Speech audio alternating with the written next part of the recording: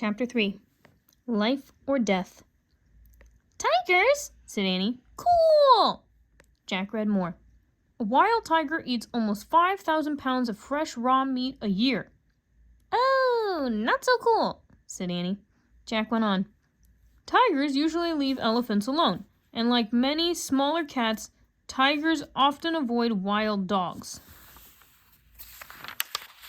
Teddy growled.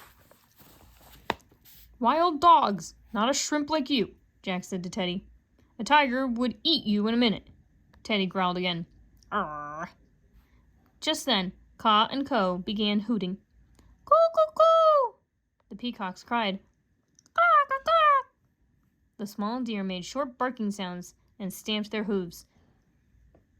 What's going on? Said Annie. We better put Teddy in my pack, said Jack, to keep him safe. Jack slipped the dog into his pack. Teddy's head poked out the top. All set? Jack asked the little dog. Teddy growled again. Arrgh. This time, a deep, fierce growl answered back. It seemed to surround them. Jack's hair stood on end. Yikes, said Annie. A tiger, said Jack. Arr, arr, Teddy barked. Ka and Ko screeched at Jack and Annie from their tree. They want us to join them, said Annie. Come on! She grabbed a branch and climbed up. Jack's hands were shaking as he put his backpack on. He grabbed a branch and pushed off the ground. He pulled himself into the tree. Another growl shook the forest. Oh, man, said Jack. Go, go, go! The langurs climbed higher up the tree. Jack and Annie followed them, climbing from branch to branch. The sky above was no longer glowing. The bright orange had faded to a twilight gray. Jack looked down. He couldn't see the ground at all. He listened for another scary roar. Only the cries of frightened forest creatures filled the air. Maybe the tiger's gone, said Annie. Jack glanced at Ka and Ko. The langurs cuddled together. Their dark faces looked worried. And maybe not, said Jack. How can we get through the forest without running into him? Said Annie. That's a problem, said Jack.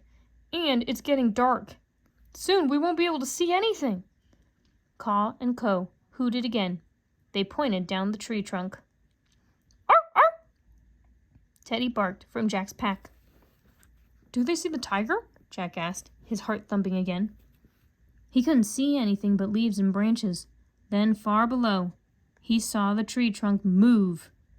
A snake, said Annie. The snake was slithering around the trunk.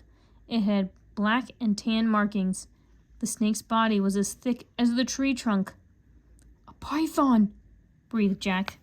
The python kept curling up the tree trunk. Is it poisonous? Asked Annie. Jack pulled out their book. By the last light of day, he found a picture of a python. He read aloud. The python is not a poisonous snake. Phew, said Annie. Not so fast, said Jack. He read more. To kill its prey, the python squeezes it to death and swallows it whole. A python can swallow an animal the size of a full-grown deer. Oh, yuck, said Annie. This is more than just yuck, Annie, said Jack. This is life or death. Ka and Ko chattered at Jack and Annie. Not now, said Jack. We have to think. The langurs grabbed thick vines. They leaned back. Then they jumped out of the tree.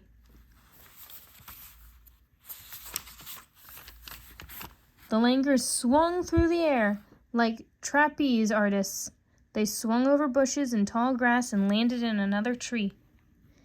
They screeched to Jack and Annie and waved their arms. I know what they're saying, said Annie. They want us to copy them.